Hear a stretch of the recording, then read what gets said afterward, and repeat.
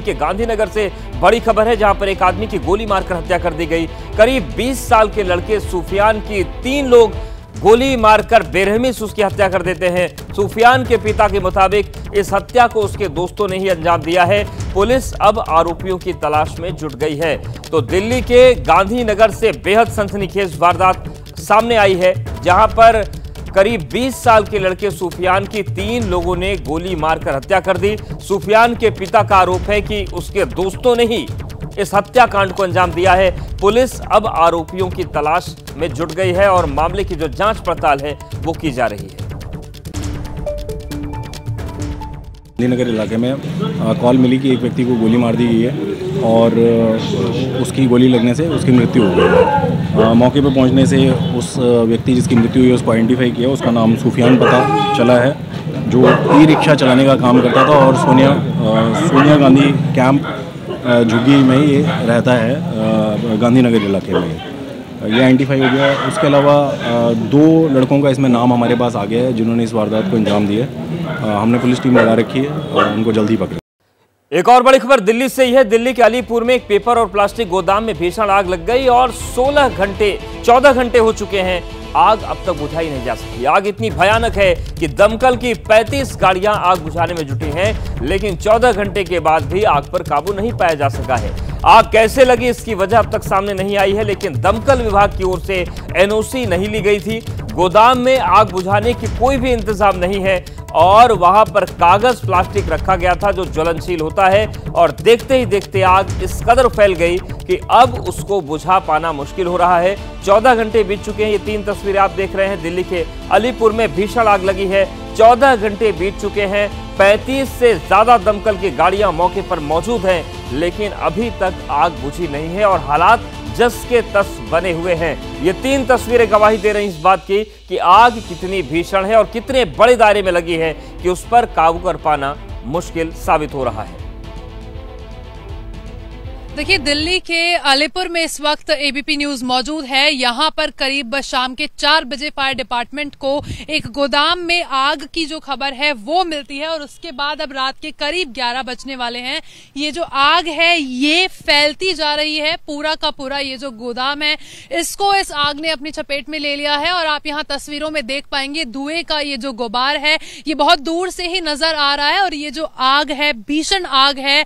जो लोगों से, जो यहाँ पर आम लोग हैं, उनसे जो जानकारी मिल पाई उसके मुताबिक ये जो गोदाम है ये पेपर का गोदाम था। इसमें पॉलिथीन भी स्टोर की जाती थी। तो दोनों ही इन्फ्लेमेबल ऑब्जेक्ट्स हैं। तो जाहिर सी बात है आग को बुझाने के लिए, कंट्रोल करने के लिए जद्दोजहद जो है वो ज्यादा करनी पड़ रही है। अभी तक जो इनपुट मिल पाया है उसके मुताबिक करीब 34 यहाँ पर गाड़ियां हैं फायर डिपार्टमेंट की जो इस आग को बुझाने की कोशिश कर रही हैं। और ये जो आप तस्वीरें देख रहे हैं ये आग आपको सामने नजर आएगी। साथ ही ये जो दीवार है इसके पीछे भी इस गोदाम का एक हिस्सा है और दीवार के पीछे भी आपको जो आग की लपटें हैं वो नजर आएंगी। तो कई किलोमीटर दूर से ये जो गुबार है इस धुएं का ये देखा जा सकता है और ये आग इसको बुझाने की कोशिश जो है वो शाम से ही की जा रही है। तो देखिए 14 घंटे से ज्यादा का वक्त बीत चुका है, लेकिन आग अभी बुझ नहीं पाई है। हमारे साथ रिया जुड़ गई। रिया, जिस तरीके से आग 14 घंटे से ज्यादा वक्त बीत गया अभी नहीं बुझी है, कितने बड़े दायरे में आग लगी है और क्या कह रहे हैं फायर ब्रिगेड के अधिकारी कि अभी कितना वक्त लग सकता है इसमें? देखिए, बिल्कुल अभी फायर डिपार्टमेंट से जो अपडेट मिली है उसके मुताबिक ये जो आग लगी है इसको बुझाने में 2 मुश्किलें हैं बड़ी जिनका सामना करना पड़ रहा है। सबसे पहला तो ये कि पिछले कुछ दिनों से हम देख रहे हैं कि दिल्ली में जो हवा चल रही है विंड स्पीड अच्छी है और इससे आग जाहिर सी बात है वो बढ़ रही है। और दूसरा ये क्योंकि ये जो गोदाम था इसमें पेपर स्टोर किया जा रहा था, काफी ज्वलनशील होता है तो काबू करने में मुश्किल आ रही है। हालांकि अभी जो ताजा अपडेट है उसके मुताबिक इस आग को कंट्रोल कर लिया गया है, यानी जो सिचुएशन है वो कंट्रोल में है। हालांकि काम अभी पूरा नहीं हुआ है, अभी भी इसे जो बुझाने का काम है, कूलिंग का जो काम है वो लगातार जारी है, ये फायर डिपार्टमेंट का कहना है। देखिए, सबसे ज्यादा महत्वपूर्ण बात यहाँ पर ये भी कि अभी तक इसका कॉज एस्टैब्लिश नहीं हो पाया है कि क्या कुछ कारण रहा, ये जो आग लगी इस आग का कारण क्या था। लेकिन देखिए अपडेट यही कि अभी इस आग पर कंट्रोल कर लिया गया है, सिचुएशन कंट्रोल में है, लेकिन काम अभी पूरा नहीं हुआ है। इसलिए इसमें जो विंड स्पीड है वो एक बड़ी दिक्कत है। साथ ही साथ इनफ्लेमेबल ऑब्जेक्ट का होना, यानी ज्वलनशील जो पदार्थ हैं जिसमें कि पॉलिथीन भी शामिल है, पेपर भी शामिल है, इनका होना ये सबसे ज्यादा जो बड़ी दिक्कत है वो फायर डिपार्टमेंट के सामने आ रही है। कल शाम से ही 30 से ज्यादा जो गाड़ियां हैं वो मौजूद हैं। फायर डिपार्टमेंट की लगातार इसको बुझाने की जो कोशिश है वो की जा रही है। अभी सिचुएशन कंट्रोल में है, लेकिन काम अभी भी पूरा नहीं हुआ है। बिल्कुल, यानी कि हालात काबू में है लेकिन अभी काम पूरा नहीं हुआ है। बहुत शुक्रिया आपका रिया जानकारी और अपडेट्स को देने के लिए। दिल्ली के पास आग लगने का सिलसिला रुक नहीं रहा है। नोएडा के सेक्टर 50 में एक सोसाइटी की 6ठे फ्लोर पर आग लग गई। आग लगने से हड़कंप मच गया, जिसके बाद दमकल की 4 गाड़ियों ने आग पर काबू पाया। आग लगने से फ्लैट में रखा सामान जलकर राख हो गया। तो ये देखिए, ये नोएडा की तस्वीर हम आपको दिखा रहे हैं। नोएडा के सेक्टर 50 में एक सोसाइटी के 6ठे मंजिल पर आग लगी और आग लगने से हड़कंप मच गया, क्योंकि देखिए आग की जो लपटें थी बहुत तेज थी। और दिक्कत ये होती है ऐसे में कि अगर वक्त रहते आग पर काबू न पाया जाए तो फिर जो ऊपर के मंजिलें हैं उनमें आग फैलने का खतरा बढ़ जाता है। इसी को देखते हुए दमकल की 4 गाड़ियां मौके पर पहुंची और आग पर काबू पाया गया। आग लगने से फ्लैट में रखा सामान पूरी तरीके से जलकर राख हो गया। फायर सर्विस कंट्रोल रूम को सूचना मिली कि सेक्टर 50 आलोक विहार के बंद पड़े फ्लैट के 5th फ्लोर में आग लग गई है। क्योंकि ये फ्लैट बंद था तो आग काफ़ी फैल गई थी। 20 से 25 मिनट फायर फाइटिंग करने के बाद आग को पूर्णतः बुझा दिया गया है। दिल्ली के पास गाजियाबाद में भीषण आग लग गई। मधु विहार अहिल्या चौक के पास आग 3 मंजिल मकान में लगी, जिसके बाद दमकल विभाग ने आसपास के कई मकानों को खाली करा दिया। हादसे में कोई हताहत नहीं हुआ है। आग लगने की वजह से शॉर्ट सर्किट बताया जा रहा है। आग लगने के बाद कॉलोनी में अफरा तफरी का माहौल बना रहा। तो ये तस्वीर आप देखिए, 3 मंजिला इमारत थी जिसमें आग लगी है और गाजियाबाद में भीषण आग लगी। मधु विहार अहिल्या चौक के पास ये बिल्डिंग है जहां पर आग लगी, जिसके बाद दमकल विभाग ने आसपास के मकानों को एहतियातन खाली कराया। हादसे में हालांकि कोई हताहत नहीं हुआ है। आग लगने की वजह शॉर्ट सर्किट बताई जा रही है। आग लगने के बाद कॉलोनी में अफरा तफरी का माहौल काफी देर तक बना रहा। आप देखिए किस तरीके से जो धुएं का गुबार है वो उठ रहा है। आग बुरी तरीके से फैल गई थी। फायर ब्रिगेड की जो टीम पहुंची, सबसे पहले उन्होंने आसपास के घरों को खाली कराया, क्योंकि इस बात की आशंका भी थी कि ये आग थोड़ी देर में अगल बगल के घरों को भी चपेट में ले सकती थी, लेकिन मौके में वक्त रहते इस आग पर काबू पा लिया गया।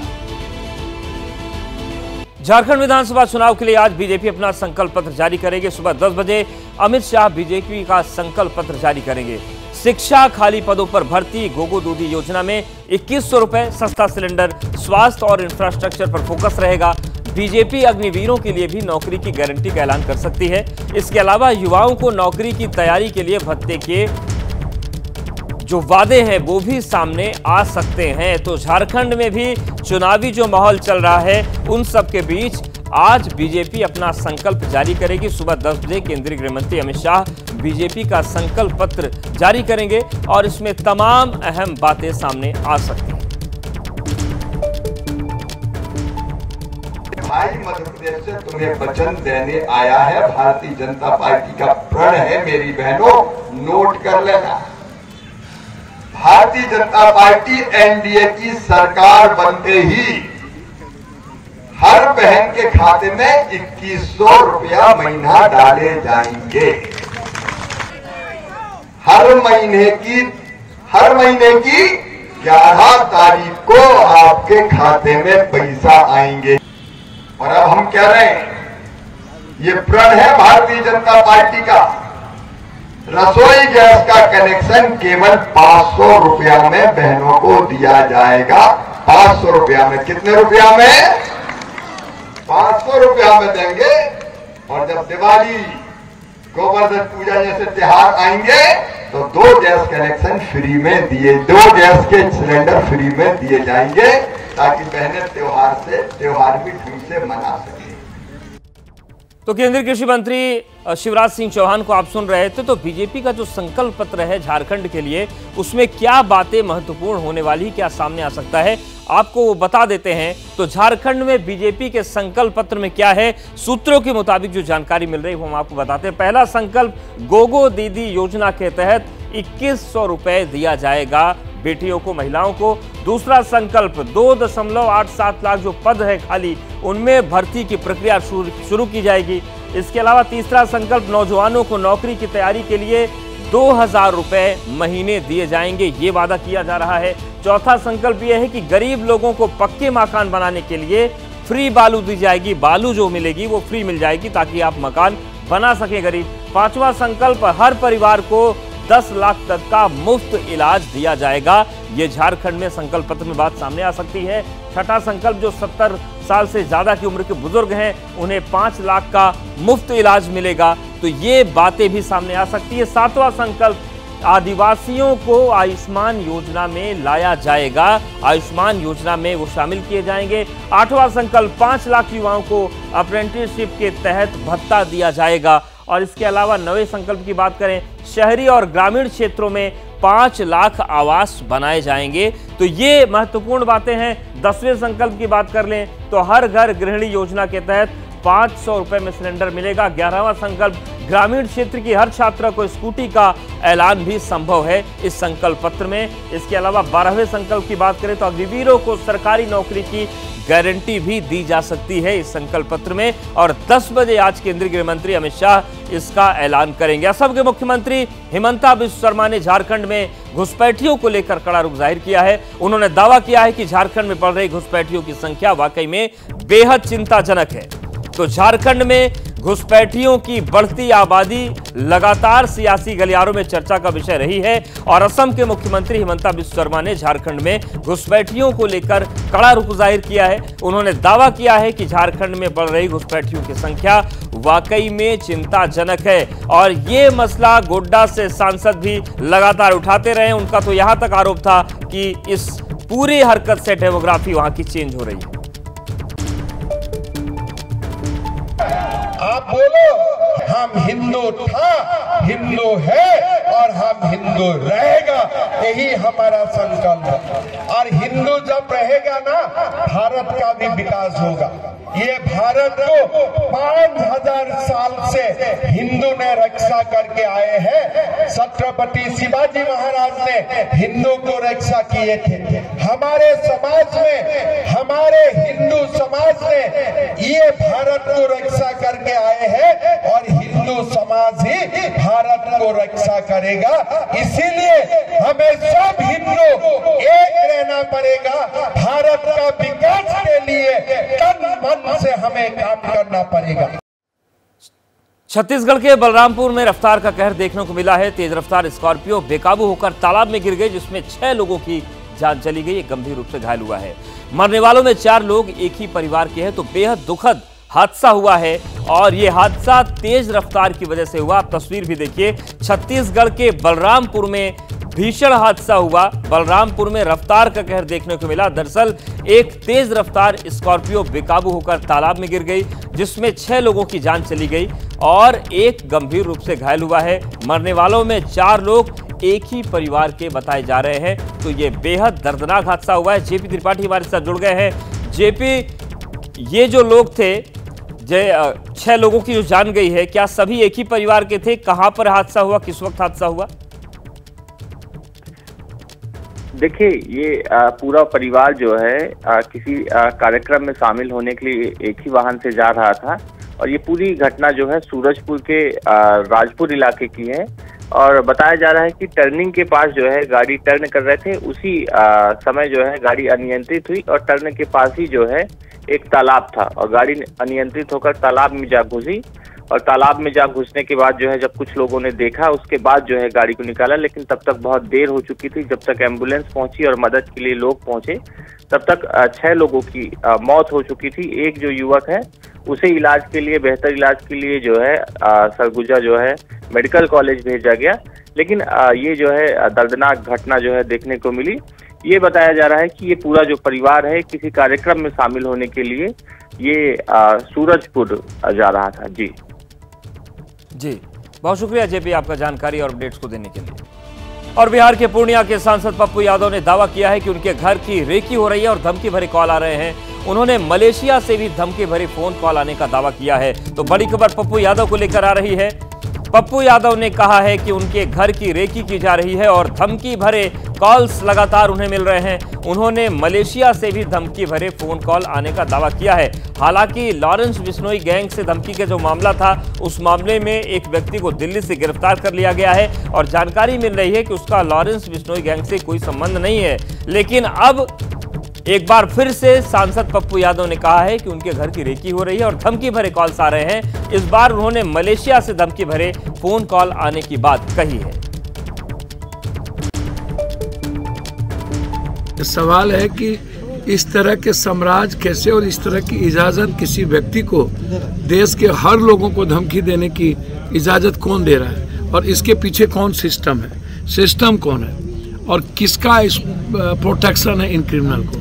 बिना सत्ता और बिना सिस्टम के प्रोटेक्शन के किसी की हैसियत नहीं है किसी को धमकी देने की। जब आप एक तरफ बुलडोजर से बुलडोज कर देते हैं और चुन चुन के जाति के आधार पर क्रिमिनल को आप कहते हैं कि मैंने इनकाउंटर कर दिया और एक जाति के इनकाउंटर की कोई बात नहीं होती है, तो मैं सरकार से दो सवाल करना चाहता हूँ। एक सुशांत के मैटर पर, जिसकी हत्या बॉम्बे में हुई थी, तब भी मैंने ये सवाल किया था, आज भी कर रहा हूँ कि दोनों जगह सरकार होने के बाद आज तक आप न्याय नहीं दिला पाए। दूसरा, राजस्थान में भी आपकी सरकार है और दिल्ली में भी आपकी सरकार है और करनी सेना के अध्यक्ष की हत्या भी जिस समाज और जिस कौम का पूरा सपोर्ट आपको मिला, आप अभी तक उस पर ना तो कुछ बोल पाए और ना ही कोई कार्रवाई कर पाए और ना ही देश का कोई क्षत्रिय।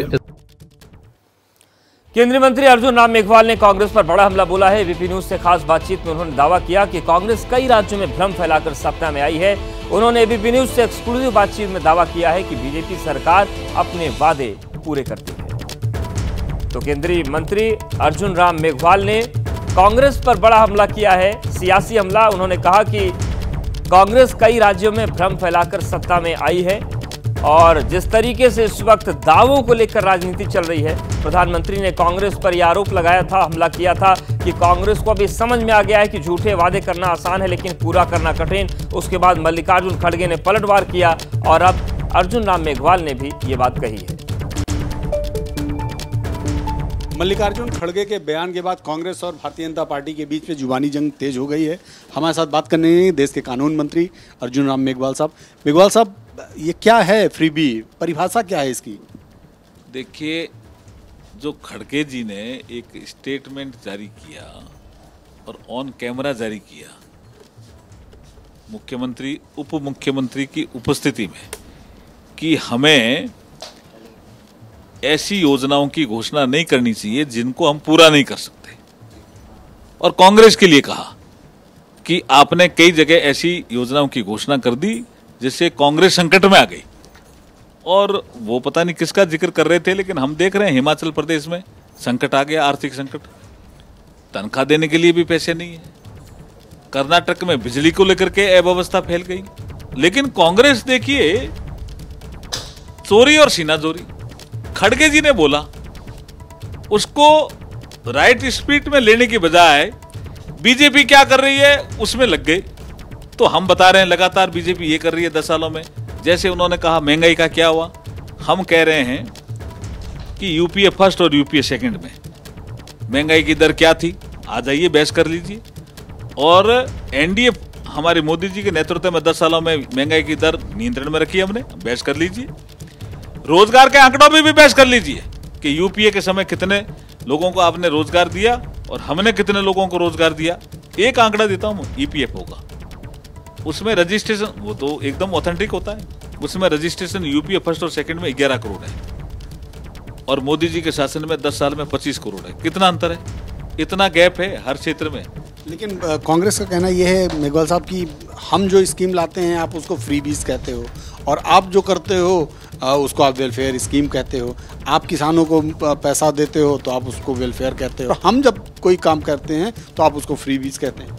नहीं, खड़गे जी के स्टेटमेंट में उसका उत्तर है कि बजटरी प्रावधान करके ही योजना घोषित होनी चाहिए। ये बिना बजट के प्रावधान के ही कर देते हैं खटाखट। खड़गे जी के बयान के बाद आज प्रियंका गांधी ने ट्वीट किया और प्रधानमंत्री पर सीधा हमला किया है और उनका कहना है कि दरअसल प्रधानमंत्री नरेंद्र मोदी के खोखले वादे रहे हैं और उसे वो पूरा नहीं कर सकते, इसलिए ये विपक्ष पर आरोप लगा रहे हैं। हमने धारा 370 समाप्त करने का वादा किया, पूरा हुआ कि नहीं हुआ। हमने कहा भव्य श्री राम प्रभु श्री राम का मंदिर बनेगा, वादा पूरा हुआ कि नहीं हुआ? हमने कहा कि देश की इकोनॉमी को हम सुधारेंगे, तो कहाँ 10वें नंबर पे इकोनॉमी थी वो 5वें नंबर पे आई, वादा पूरा हुआ कि नहीं हुआ? प्रियंका गांधी आज से वायनाड उपचुनाव के लिए चुनाव प्रचार फिर से शुरू करेंगी। राहुल गांधी के साथ प्रियंका गांधी रैलियां और नुक्कड़ सभाएं करेंगी। प्रियंका गांधी 7 नवंबर तक केरल में रहेंगी और इस दौरान वो चुनाव प्रचार करेंगी और कार्यकर्ताओं से संवाद भी करेंगी। प्रियंका गांधी वाड्रा सुबह 11 बजे मनंथावाड़ी से गांधी पार्क में अपने भाई राहुल गांधी के साथ एक रैली में शामिल होंगी। इस रैली के साथ ही उनकी चुनावी अभियान फिर से शुरू हो जाएगा।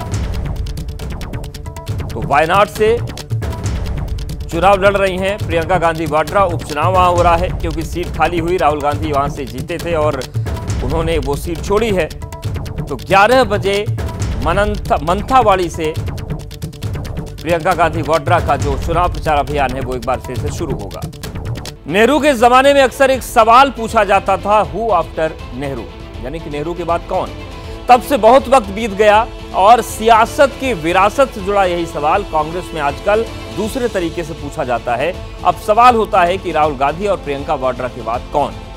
नवंबर की पहली तारीख यानी कि दिवाली के एक दिन बाद राहुल गांधी ने भांजे के साथ एक वीडियो जारी किया। इस सवाल का जवाब उसी वीडियो में खोजा जा रहा है। पूछा जा रहा है कि क्या गांधी परिवार ने रेहान प्लान लॉन्च कर दिया है।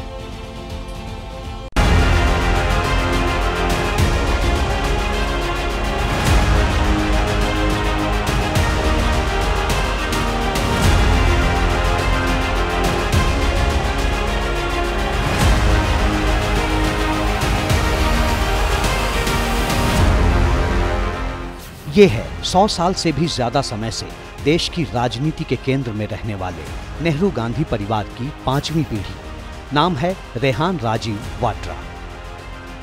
आजकल के जो जनरेशन है वो इन बातों को देखते नहीं है, वो पूरा टाइम व्हाट्सएप पे, सेलफोन पे, आईपैड पे बैठे रहते हैं। तो मैंने सोचा कि रेहान को भी देखना चाहिए कि बैकग्राउंड में क्या हो रहा है। कहते हैं राजनीति के रिफ्रेशर कोर्स की शुरुआत इसी तरह होती है, उन घरानों में भी जहां सियासत सिर्फ हवा और पानी में नहीं, घुट्टी में मिलती हो।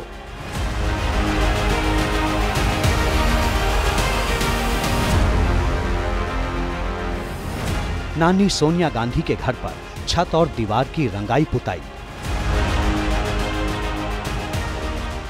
और मामा राहुल गांधी जैसे गेटअप में उन्हीं के साथ कदम ताल। इस वीडियो में राहुल गांधी अपने भांजे रेहान के लिए फ्रेंड, फिलोसफर और गाइड के किरदार में दिख रहे हैं, तो रेहान एक ऐसे शिष्य की भूमिका में दिखाई दे रहे हैं जो अपने मामा से मिलने वाला हर ज्ञान समेट लेना चाहता हो। आमतौर से हम दिवाली मनाते हैं, मगर जो घर में रोशनी लाते हैं उनसे हम कभी मिलते नहीं हैं, उनसे हम कभी बात नहीं करते, उनकी लाइफ को हम समझते नहीं। ये वीडियो सामने आने के बाद हलचल मचना तय था, वही हुआ भी। तरह तरह के कयास लग रहे हैं।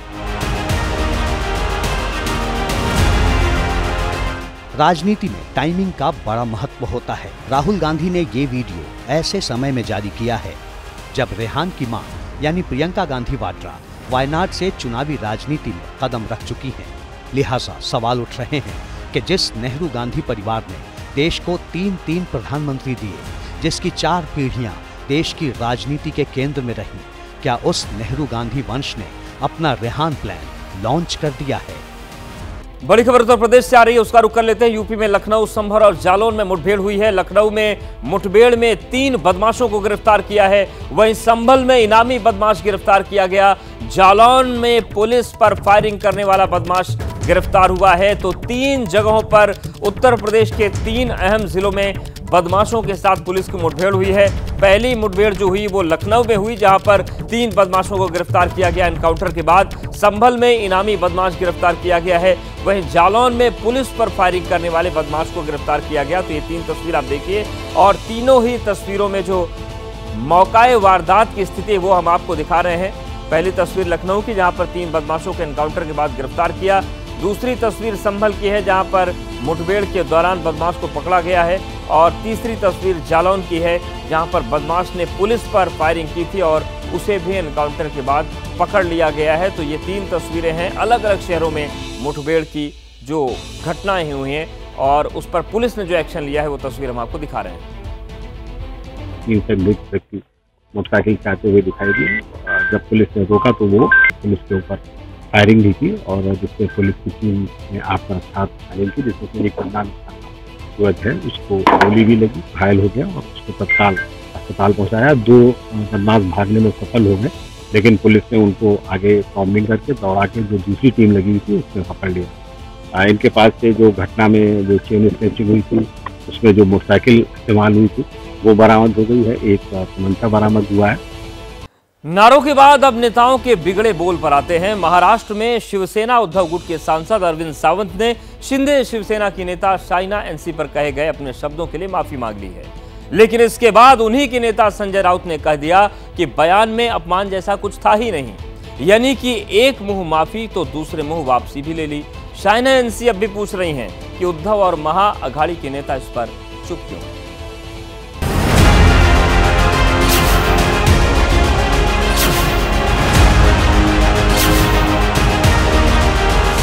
महाराष्ट्र चुनाव में जुबानी जंग के जरिए सियासत के दांव पे चले जा रहे हैं। शिवसेना उद्धव गुट के नेता अरविंद सावंत ने शाइना एनसी पर दिए अपने बयानों को लेकर खूब सुर्खियां बटोरी, लेकिन जब उन्हें लगा कि दांव उल्टा पड़ सकता है तो दुहाई देने लगे कि अपने 55 साल के करियर में उन्होंने ऐसा कभी नहीं किया।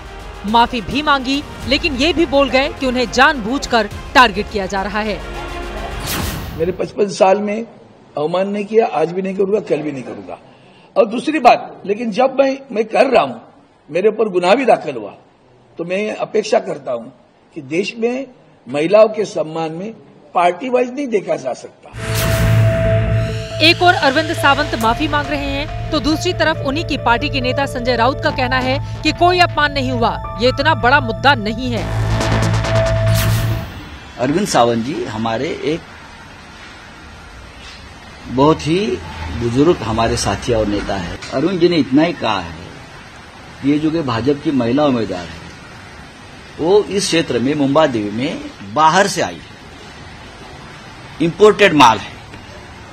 अगर इंपोर्टेड माल है बाहर का, उसमें महिला का अपमान कहाँ होगा? आप सोनिया गांधी जी के बारे में क्या कहा था, प्रियंका जी के बारे में क्या कहा है आपने? इन सब के बीच मुंबा देवी सीट से शिवसेना शिंदे गुट के उम्मीदवार शाइना एनसी एक बार फिर से मीडिया से रूबरू हुई। शाइना एनसी ने कहा कि मैं मां मुंबा देवी की बेटी हूं, लड़ूंगी और जीतूंगी। लेकिन उद्धव ठाकरे इस मुद्दे पर चुप क्यों हैं? मैंने ठान लिया कि नागपाड़ा पुलिस स्टेशन में ये एफआईआर दर्ज होगा और सच्चाई सबके सामने उस वीडियो में है। लेकिन ये मनस्थिति और विकृत मानसिकता देखने मिलती है। एक तरफ है हमारे मुख्यमंत्री आदरणीय एकनाथ शिंदे जी जो महिलाओं को प्रोत्साहित करते हैं और लाड़की बहन योजना के साथ हमें सशक्त करते हैं। सीएम एकनाथ शिंदे ने भी महाविकास अघाड़ी पर निशाना साधा और कहा कि बाला साहब ठाकरे होते तो ऐसे लोगों का मुंह तोड़ देते। मैं इतना ही कहूँगा, इनकी फितरत ही है ऐसी। हम गुवाहाटी में तब भी ऐसे ही उन्होंने बदनाम किया था हमारे महिलाओं को, हमारे बहनों को। बहनों का अपमान करने वाले लोग हैं, उनको सबक सिखाएंगे। दरअसल महाराष्ट्र में असली खेल शिवसेना पर अपना हक जताने की है। शिंदे गुट और उद्धव गुट के बीच लड़ाई इसी बात को लेकर है कि बाला साहब ठाकरे का असली वारिस कौन है। अब इस लड़ाई में जुबानी जंग के जरिए हमला करके दोनों गुट एक दूसरे को पटखनी देने में लगे हुए हैं। बड़ी खबर अनंतनाग से है। अनंतनाग में मारे गए आतंकियों को लेकर खुलासा हुआ है। मारे गए दोनों आतंकी टॉप कमांडर थे, जवानों और मजदूरों पर हमले में शामिल थे। दोनों 2023 में भारतीय सेना के कैंप पर आतंकवादी घटनाओं को अंजाम दिया था। आतंकियों के पास से भारी मात्रा में गोला बारूद बरामद हुआ है। तो बड़ी खबर, अनंतनाग में मारे गए आतंकियों को लेकर एक बड़ा खुलासा हुआ है और बड़ा खुलासा यह है कि मारे गए दोनों ही आतंकी टॉप कमांडर थे, जवानों और मजदूरों पर हमले में शामिल थे और 2023 में भी इन्होंने भारतीय सेना के कैंप पर आतंकवादी घटनाओं को अंजाम दिया था। आतंकियों के पास से भारी मात्रा में गोला बारूद बरामद हुआ और इनके एनकाउंटर के बाद जो खुलासे हो रहे हैं अब वो हैरान करने वाले हैं। और खुलासा यह हुआ है कि दोनों आतंकी टॉप कमांडर थे।